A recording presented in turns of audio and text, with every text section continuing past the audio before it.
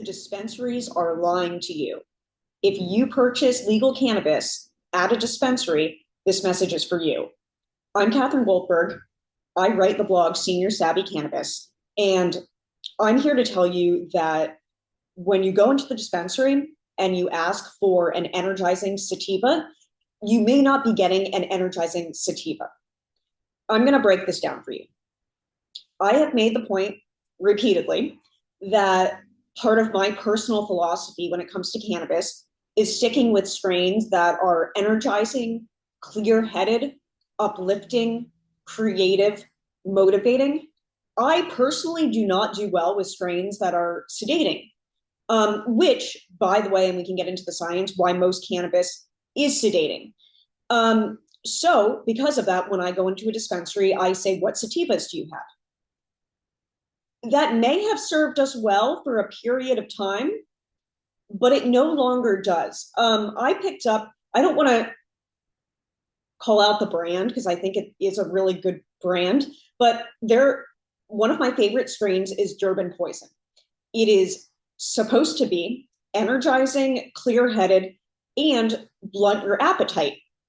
However, I found this batch to be pretty mellow, not couch lock mellow, but it wasn't the Durban Poison I thought it was. So I went to look at the terpenes, and I saw that the first terpene listed was Myrcene, which is the sedative one. So I did a little research, and you can see the brand, I don't care. And I found out this wasn't just a one-time fluke thing. This also happened when I was shopping in Las Vegas, and I went to pick up a Jack Herrera, and the first terpene listed was Myrcene, and I figured, like, it's a sativa, like, that must just be a typo. And it wasn't. It was pretty relaxing and not what I wanted. So this is, in case you're new here, we can take a step back. Cannabis has all different kinds of effects. Part of how it's going to affect you is going to be determined by your own biology, metabolism, genetics, enzymes, gut microbiome, etc.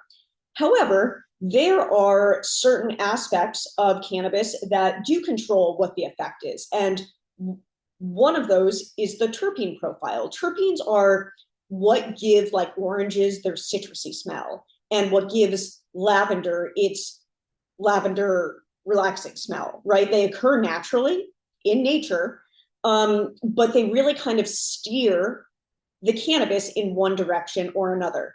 Of course, minor cannabinoids play a role, as someone very loudly mentioned on my blog. I will address that maybe next week. However, the terpenes are listed on the package. They usually list the top three.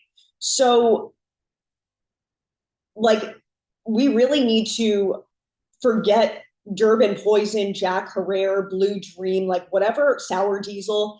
Like, these strains, like, very well may have once had specific terpenes that created energizing effects, but there's no guarantee that's what you're getting now, which is why you really have to look at the label and see what the terpenes are.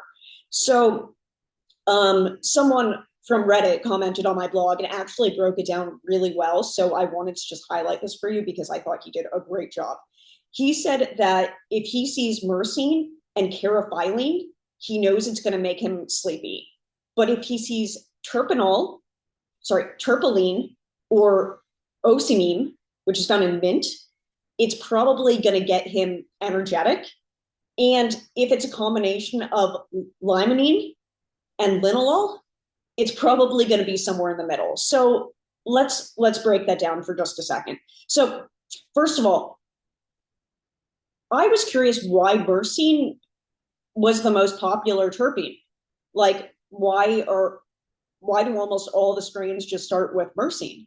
And it's because Myrcene is the precursor for the other terpenes. So Myrcene develops first, and then, given the right conditions and the plant is not undergoing any sort of stress and the soil pH is right, other terpenes may develop from that, but not necessarily. So That's interesting. I don't know. I thought that was pretty cool.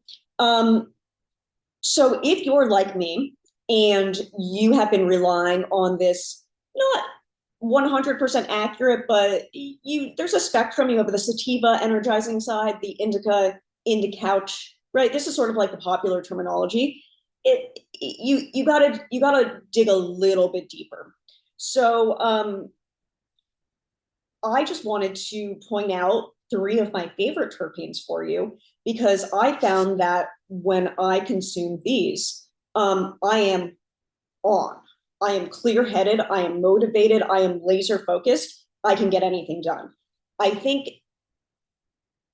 these strains work well for me and maybe for some other people who are a little neurodivergent. Maybe we don't exactly think the way everyone else thinks, and these strains help us.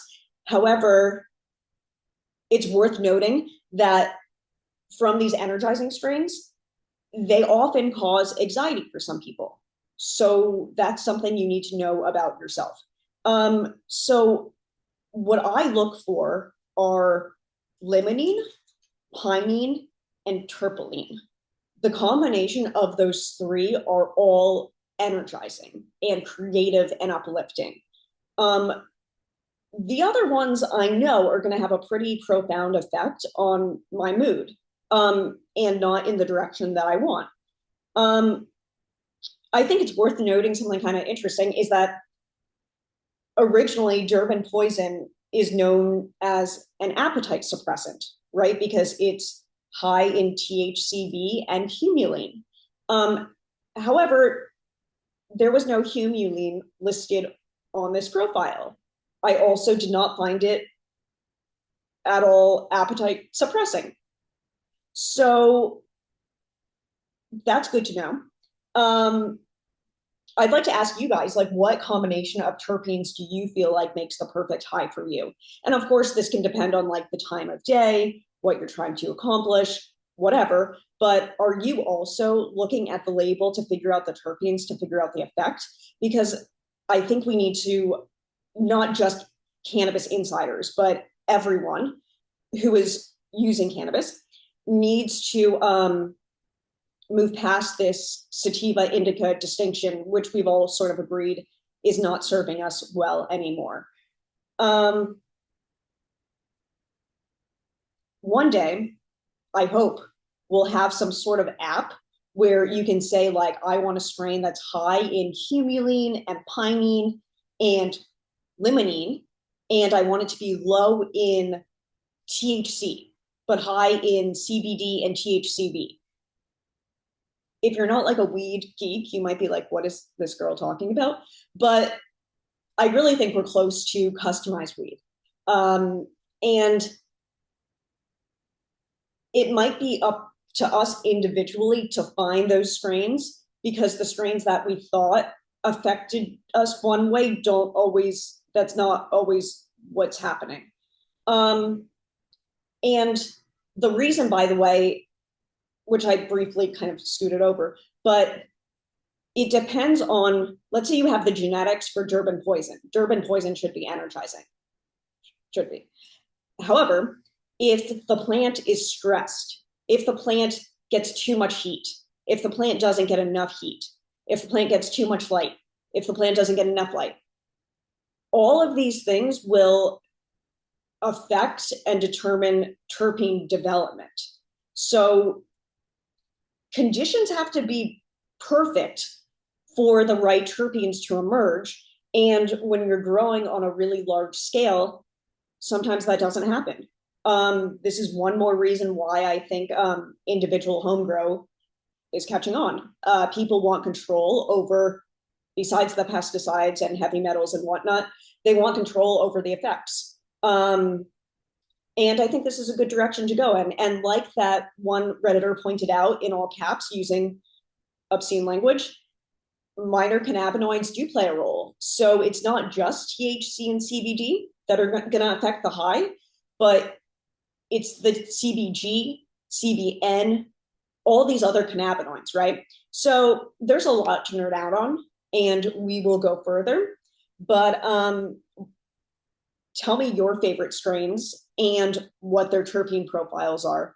And if you want to go even deeper into the evolution of cannabis and like where the original strains started and how they spread and how they were bred and where we are now, I wrote a really little simple ebook about this called Find Your Perfect Strain. And I will put a link to it on Amazon. It's free to read on Kindle right now.